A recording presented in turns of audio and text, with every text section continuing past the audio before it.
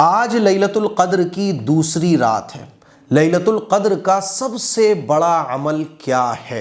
लैलतुल क़द्र अगर हमें मिल जाए तो हमें कौन सा अमल करना चाहिए? बाज़ लोग ये समझते हैं कि लैलतुल क़द्र 27 में होती है, तो याद रख लीजिए लैलतुल क़द्र 5 रातों में से कोई सी भी हो सकती है, क्योंकि अल्लाह के नबी ने खुद फरमा दिया कि लैलतुल क़द्र को रमज़ान के आखिरी अशरे की ताक रातों में तलाश करो, 21, 23, 25, 27, 29।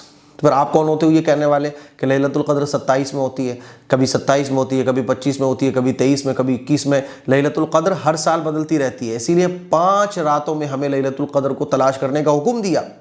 और लैलतुल क़द्र की सबसे बड़ी इबादत क्या है? सबसे बड़ा अमल लैलतुल क़द्र का क्या है? कोई बताता है ये कर लो, कोई बताता है वो कर लो। आइए हम अपने आका से ही पूछते हैं, क्या रसूल अल्लाह लैलतुल क़द्र का सबसे बड़ा अमल कौन सा है? हज़रत आयशा सिद्दीक़ा रज़ी अल्लाह तआला अन्हा ने पूछा, क्या रसूल अल्लाह अगर मुझे लैलतुल क़द्र मिल जाए तो मैं कौन सा अमल करूं, कौन सी इबादत करूं, कौन सा ऐसा काम करूं लैलतुल क़द्र की रात को?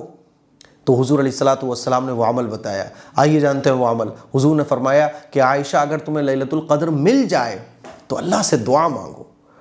दुआ भी कौन सी मांगो? हुज़ूर ने फरमाया ये दुआ मांगो, अल्लाहुम्मा इन्नका अफ़ुव्वुन तुहिब्बुल अफ़्व फ़अफ़ु अन्ना।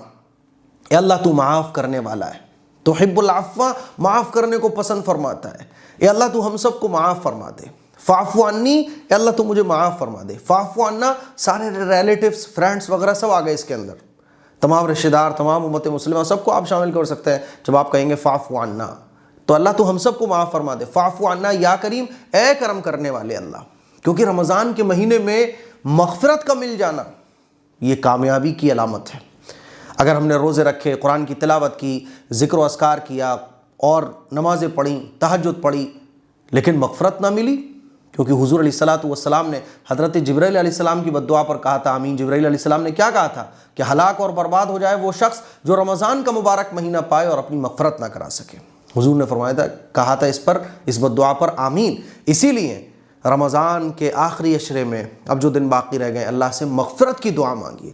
और लैलतुल क़द्र में ख़ास तौर पर जहाँ हम नमाज़ें पढ़ें, ज़िक्र व अस्कार करें, कुरान की तिलावत करें, ख़ास तौर पर अल्लाह से मग़फ़िरत की दुआ मांगिए, क्योंकि मग़फ़िरत का मिल जाना ये बहुत बड़ी चीज़ है। और अगर रमज़ान में मग़फ़िरत ना मिली तो बदनसीब है वो शख्स, बदकिस्मत है जो रमज़ान का महीना पाए और मग़फ़िरत ना करा सके। अस्सलामु अलैकुम।